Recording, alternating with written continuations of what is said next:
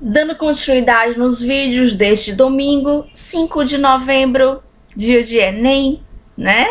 E são 7h26 da noite. Gente, o tema da redação do Enem de 2023 foi um tema que eu tô em tempo de ter uma crise existencial com esse tema, sério mesmo. Os desafios para o enfrentamento da invisibilidade do cuidado realizado pela mulher no Brasil. Olha lá, repetindo.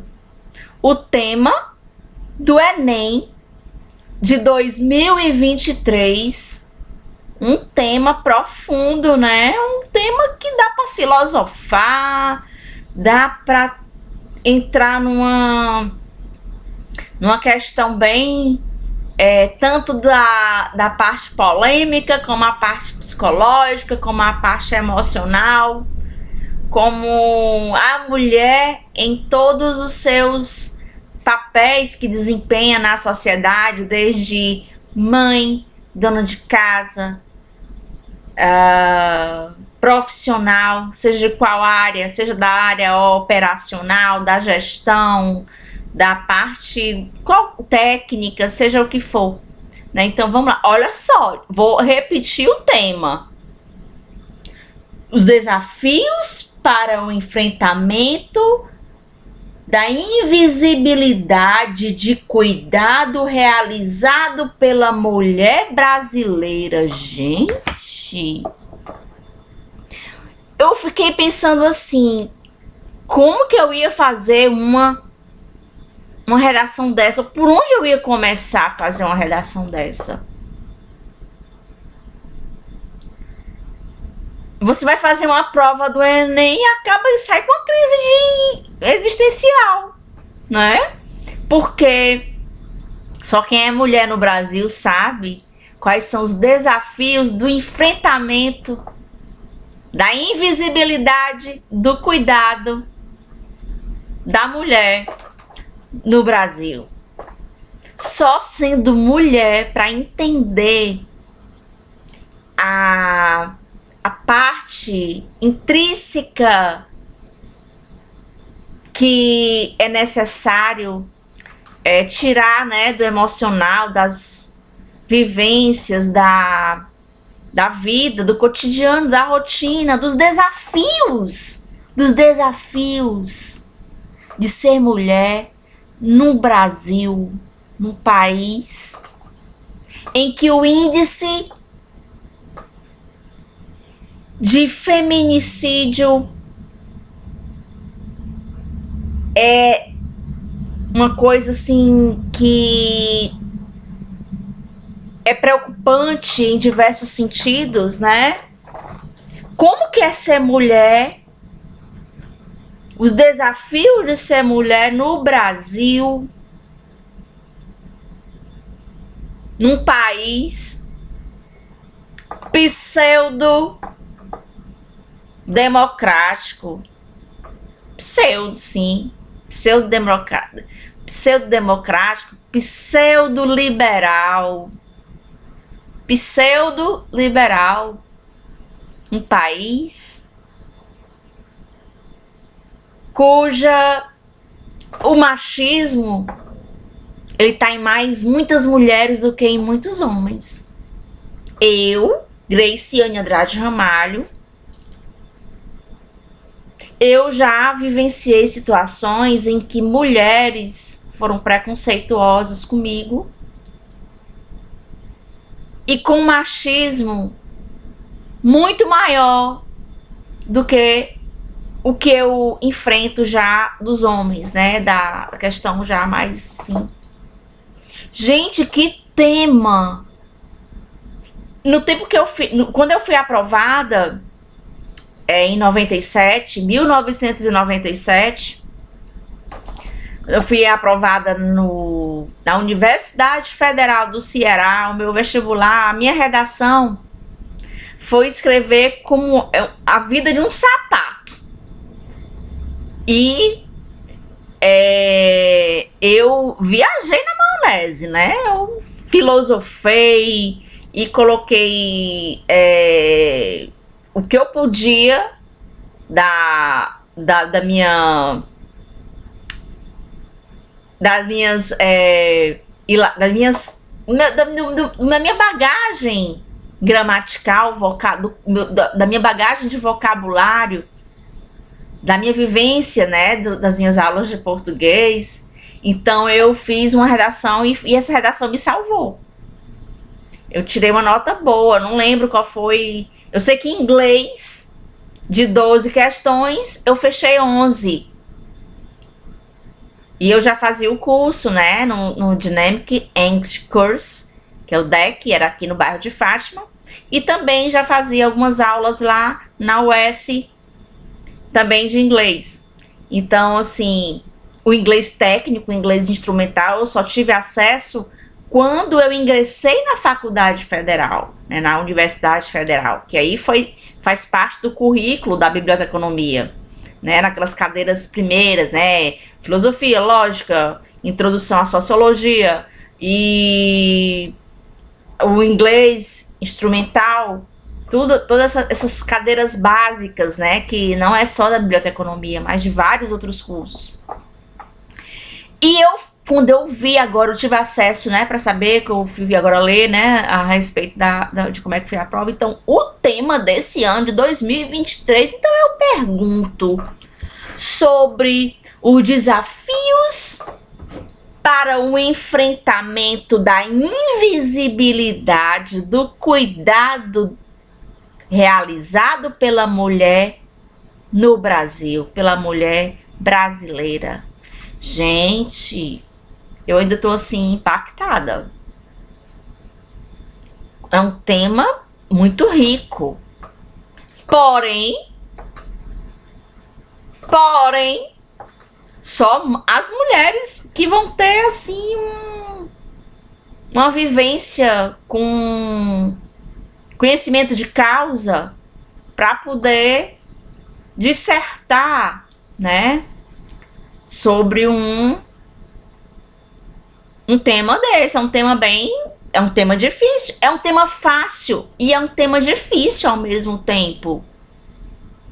Porque é por causa da complexidade que já está aqui no próprio tema, né? Nós já sabemos dos problemas que são do enfrentamento, das divergências do mesmo cargo de mulher, comparando com o cargo dos homens, né? As mulheres recebem menos. No entanto, as mulheres têm mais responsabilidades, ganham menos e têm mais responsabilidades. Porque quando a mulher ela termina a jornada de 8 horas de um emprego, digamos, né, na faixa do salário mínimo, né, quando chega em casa, ela ainda vai ter que dar conta dos afazeres domésticos, da louça, da roupa, da casa, da arrumação, da geladeira, desde o closet dos filhos, dos armários, dos estudos dos filhos. E então, assim,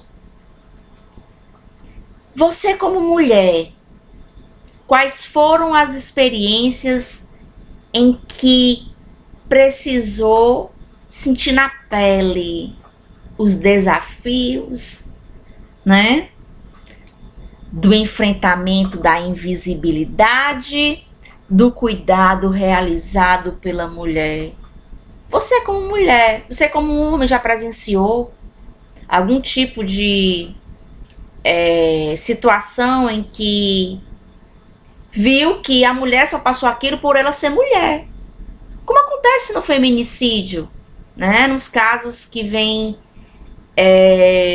criando todo esse pavor no país, né? Que são índices que aumentam a cada dia, né? A violência doméstica.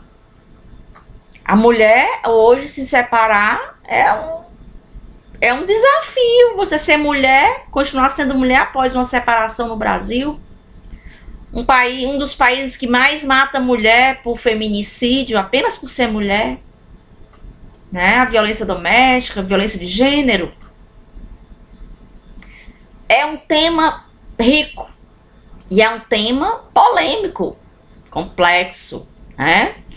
E é isso, por exemplo, eu tenho muitas experiências aqui para poder contar dos desafios desse enfrentamento. Eu, aos 17 anos, eu tentei fazer jiu-jitsu lá na academia do Ricardo Pinho, ali perto da Jovita Feitosa, né? Ali eu fazia cursinho na época.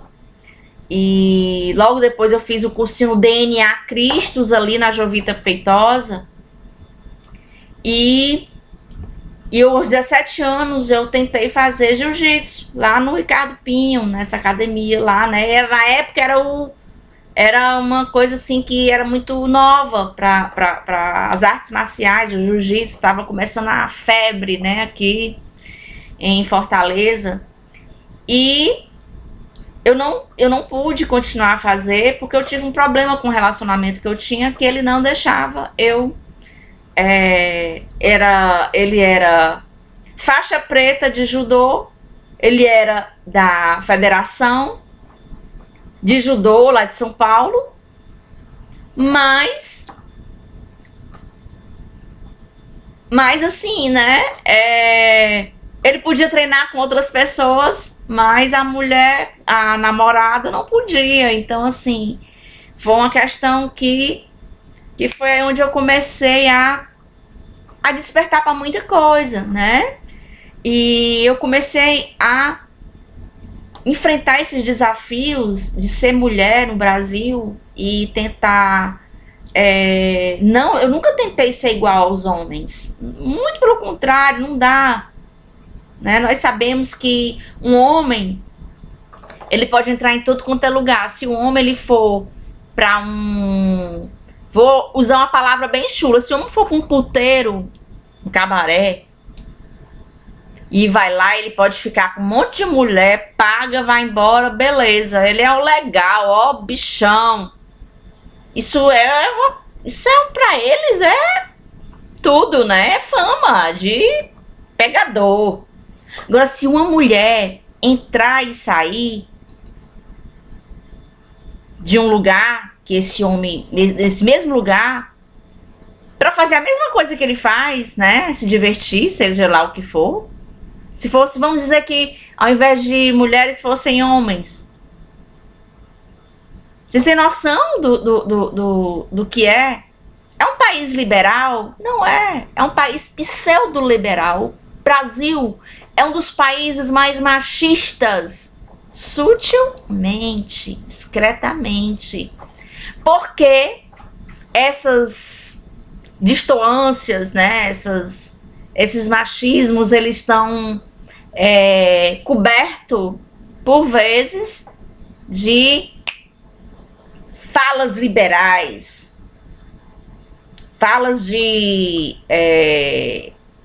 políticas sobre a democracia, sobre o direito das mulheres, sobre o direito dos LGBTQIA+. Muitas pessoas que levantam essas bandeiras são as que mais têm preconceitos. E esse vídeo vai render. Eu vou fazer mais outro vídeo.